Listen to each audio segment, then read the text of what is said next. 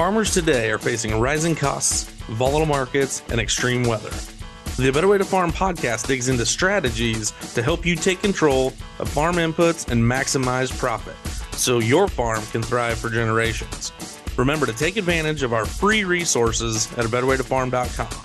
Now, from America's Heartland, here's your host.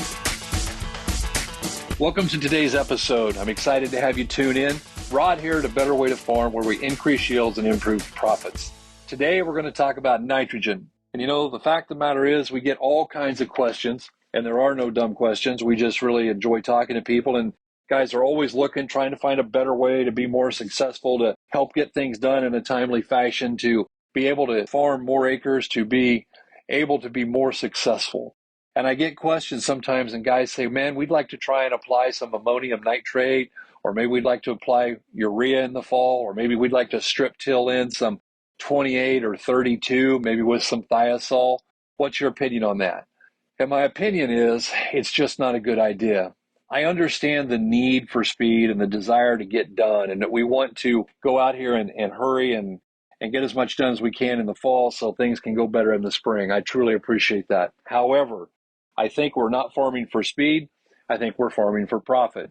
The fact of the matter is, if we were worried about getting her done, we'd just go out there and we'd plant our corn in November because we got some time and the soil looks pretty dry and we're ready to go. But we all know that's ridiculous and it won't work. I think fall applying those products there that we just mentioned is probably pretty equal to planting our corn in the month of November in the Midwest. And it's interesting because we get guys that want to do that and they say, well, what about the stabilizer? We have seen nothing in the way of data that would show us that a stabilizer would help us enough to avoid the massive losses that we're going to experience. And those exaggerated losses cost us money. They also get us crossways with the regulators. Guys, as we continue on in farming, you've heard me talk about it before. I heard a speaker 2 weeks ago, and he was talking about the fact that he believes in the next 3 years, all of us will be going to town to fill out a nutrient management plan, just as though we were using high doses of manure. Just like the manure guys do, they have to put out those nutrient management plans. We're probably all going to have to be doing that. I don't know if that's true or not. However, let's go ahead and figure out how to peacefully coexist with these people. The one thing that I have figured out, I've had multiple conversations with people, and I found out that if I will regulate myself, I get less regulation from authority figures. But if I fail to regulate myself, if I just keep doing something, knowing that it's incorrect, then pretty soon they pass a rule or they pass a law or they do something, and they always go off the deep end. They always go too far. I got an idea. Maybe what we should do is regulate ourselves. Let's go ahead and hang in there and let's do the right thing and not let nitrogen go downstream. I do care about the environment, and we all should. But the fact of the matter is, we also should care about our pocketbook. And any nitrogen that's going out the drain tile into the creek, down to the river, and all the way to the Gulf of Mexico, it's no different than throwing money there. It's just throwing $100 bills in the creek and watching them float away. Well, there's no reason to do that, and we don't want to do it. So to dispel the first notion, no, none of those products we believe can be fall applied with any success. Obviously, we're going to spend the majority of our time here talking about anhydrous, and I think a lot of you guys probably know by now what our opinion of that is. We work with guys who use anhydrous. Some guys put on some in the fall and some in the spring. Some guys still do it all in the fall. Some guys are putting it all on in the spring. And so we want to talk a bit about it. And I want to go with, I guess, as I work my way through here, I'm going to talk about 3 specific points. I want to talk about losses. I want to talk about moisture. And then I want to talk about organic matter and or soil health. And as we take a look at all of this, guys, it all plays together with what we do. I'm seeing so many people here that are gearing up. They're thinking about it. It's still warm. I got to be honest. I'm really startled. I haven't seen any gas being pulled yet, but I'm relatively comfortable that sometime in the next 10 days to 2 weeks, we're going to see a lot of people starting to pull anhydrous on and apply it. And that makes me exceedingly uncomfortable. When we get to talking about the loss aspect of it, always we get people, they say, well, my guy I work with, he says that, it's going to be higher in the spring. That's probably true. I don't have any doubt about that. We saw this nitrogen plant here in Southeast Iowa get sold to the biggest conglomerate producer of nitrogen in the world. and we are going to watch our nitrogen prices go up 20 to 25 bucks a ton, according to everything that I'm reading, just because we lost that competition. And I don't have any doubt that we're going to see spring bring us some increased cost in regards to nitrogen. I fully understand that. But oftentimes the guys say, well, it's cheap now, so what I'm going to do is I'm going to go ahead and put on anhydrous, and it's so cheap now that to compensate for the loss, I'm just going to put on more pounds. I'm going to apply an extra 20 pounds to the acre so that I can offset what I lose. And guys, the problem with that theory and that line of thinking is all we did was increase our losses.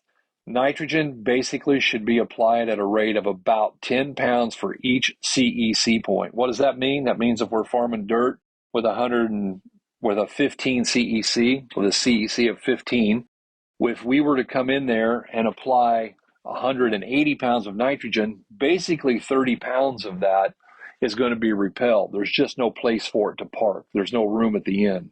And if we were going to put on 180, but we decide we want to compensate for the loss because we're fall applying, so we put on 200, all we did was increase our losses by another 20 pounds. That's 50 pounds of N that we're about guaranteed to head down the creek under the best case scenario. Now, we have other losses that we experience. I talked to some guys today, and they were talking about the fact, well, we won't start pulling anhydrous until the soil temperature gets to 50 degrees. And I commend that. That is a good idea. But we need to be fully aware of the fact that losses do not stop at 50-degree soil temperature. They only are reduced. As long as that 4-inch soil temperature is above 32, we are experiencing some loss. Why? Because those little critters down in there are working on that nitrogen, and they're going to convert it to nitrate, and they're going to let it run away. And so that early application of doing it before the ground is frozen, we suffer loss in the best of scenarios. And I get guys that sometimes they say, well, if we feel like it, if our supplier feels like we've had some significant loss, then we'll come back in and we'll put some more on next spring. Well, if we're already making a plan to put some more on next spring, why don't we be judicious and do the right thing and put on a small dose right now if that's what we choose to do? And let's go ahead and just plan on making that other trip and reduce our losses. There are multiple tests out there that show that there's really minimal damage in revolving around the use of anhydrous to the soil if we only apply 60 to 80 pounds. That's kind of what the magic number seems to be. We also have a propensity to hang on to that a lot better at that lower rate than we do at 160 or 180. We also see guys, they say, well, we're going to put a stabilizer with it. What's going to happen there? What are we going to do? Well, the most typical stabilizer there is a product called nitropyrin.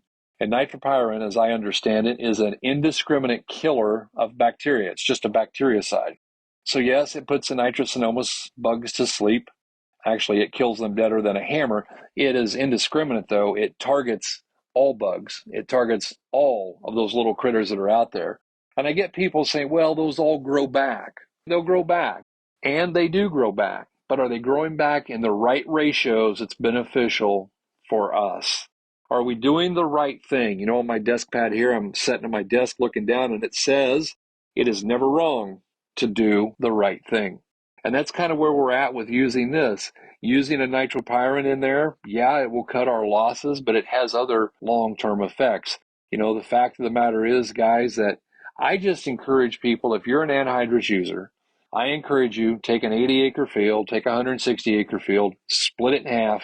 In one half, do what you do. Do that on all of your farm. You're comfortable with it, do it everywhere, except on that half of that 80 or that half of that 160.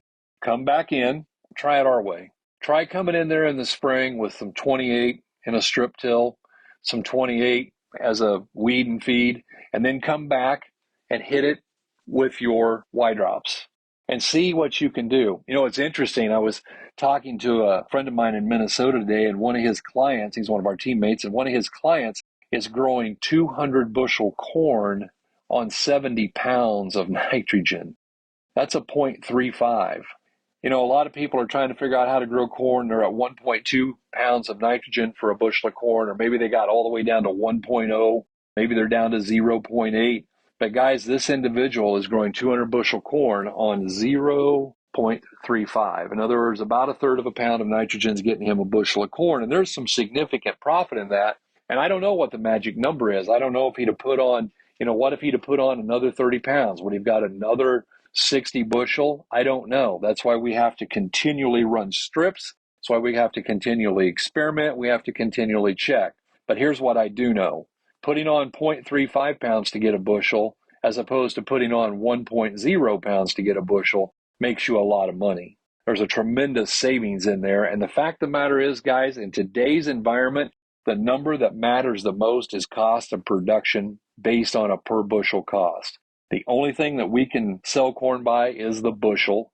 And then what we've got to do is make sure that our production price is less than what we're getting for it when we sell it. And so I guess I am not a fan. If you're going to do it, I do encourage you to use a low dose.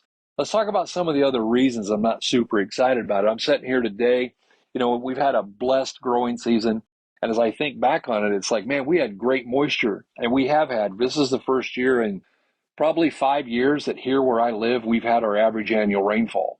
And it's been way below the last 4 years. And yet, in spite of that, we've had our average annual rainfall, but we're dry. We've had about a half inch of rain here in the last 40 days. And we've been out doing some dirt work on some different projects. And guys, we are dry. We're really dry. The ground is pretty hard. And we could use a rain, and we have no rain in the forecast for, well, actually the 10-day projection says no rain at all. And so as we start looking at that, I get to thinking about putting on anhydrous. And so moisture is always it's my second point. It's always a concern, and it can be too much and it can be too little. What happens if we have too much water when we're pulling that anhydrous on? Well, obviously we get those sidewalls, so to speak, smearing. It doesn't close back up. And all of a sudden we look back and our anhydrous that we're trying to put in the soil is becoming nitrogen that is applied to the atmosphere. And folks, there's plenty of nitrogen in the atmosphere already. We don't need to add any more to it. And that is not a cost-effective way to grow corn. The other option that we see is maybe it's so dry that, again, we don't get it to seal back up. And or let's not lose sight of the fact that anhydrous, when it hits that soil, it's looking for water. It has to find water to stabilize. And if we're really, really dry, all of a sudden that's really hard to do. And our losses just take off again. And so from a financial standpoint, that's not exactly what we want to look at. As we start looking at the third reason that I'm not a big fan of fall applied gas, I start to talk about soil health. We're getting so much interest in regenerative ag, and I appreciate that, and I'm excited about it. Nothing excites me more than to see the guys doing the right things to build their organic matter, doing the right things to increase the life in the soil, doing all those things that they can to make the farm better. But one of the steps, to me, the first step in regenerative farming is to stop doing what we did that got us to the point that we got to do regen. We didn't used to have a problem with the lack of micronutrients. We didn't used to have a problem with a lack of microbiology in the soil, a lack of life in that soil, but we have done a lot of things. Too much anhydrous, too much dry fertilizer, too much tractor driving, lots and lots of tillage. All of those things are hard on soil health. They're hard on organic matter. They're hard on the life in the soil. And all of a sudden, then we're out trying to figure out how can we fix this. And we're looking for cover crops and we're looking for things to do. And make no mistake, if you need that, it's a good idea. We've done some things on cover crops. I'm not going to dive off into that today, but I would encourage you, if you need cover crops, find a specialist. If you have a question on that, you can reach out to us and we'll try and point you in the right direction. But as we look at what anhydrous does as far as burning out organic matter and what it does to killing the life in the soil, all of a sudden we have to say, is this a good idea? Is this really something that we want to do? Guys, it's your decision, and I want to encourage you that we're here to support you, and we work with guys who do this. They know how we feel about it. We would prefer that you not, and we would prefer that you take care of those things that are going to take care of you, and that soil being the most important thing. Again, we want to avoid regulation at any cost to us if we can, and that means what we're going to have to do is not go overboard with nitrogen use, period. We get to talking about the 4 R's. There's a lot of press here around this, and the industry is embrace the concept of talking about it. They talk about the right product, and they talk about the right place, they talk about the right time, they talk about the right rate. I have a friend, Travis, who says that there's a fifth R, and he says it's the right speed. Now, while that may not be necessarily applicable to anhydrous application, although if it's cold out and we're not getting the flow right, the wrong speed will definitely screw up our rate. However, it tends to really apply to doing dry broadcast. The sixth R that we have discussed and talked about is sometimes is just doing what is the right thing. In other words, you guys know that I believe in agriculture. Everything that happens is really good for somebody. The question is who? You know, it's really good for me if you call up and buy a lot of product right now, but that doesn't make it good for you. And you're the end user, and you're the only person that matters. And sometimes we get all jacked up trying to apply things because it's better for the guy selling to spread out his workload, to get a lot of that work done so he doesn't have to do it in the spring. That does not make it the right thing for the end user.